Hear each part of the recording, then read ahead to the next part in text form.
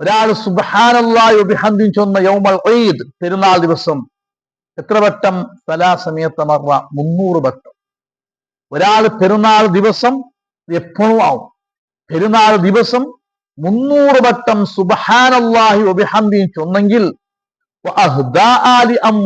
മുസ്ലിമീന, എന്നിട്ട് അതിന്റെ മിസ്ർ സവാബ്, അതിന്റെ പ്രതിഫലത്തെ മരിച്ചുപോയവർക്ക് എന്താക്കിയ, ഹദിയാക്കിയ എങ്കിൽ നബി സ്വല്ലല്ലാഹു അലൈഹി വസല്ലം മാത്രം ചൊല്ലുടെ ദഖല ഫീ കുല്ലി ഖബ്റിൻ അൽഫു നൂർ, എല്ലാ മുസ്ലിമീങ്ങൾക്കുള്ള ഖബറിലേക്ക് 1000 അള്ളാഹുവിന്റെ പ്രകാശം കടന്നു പോകും.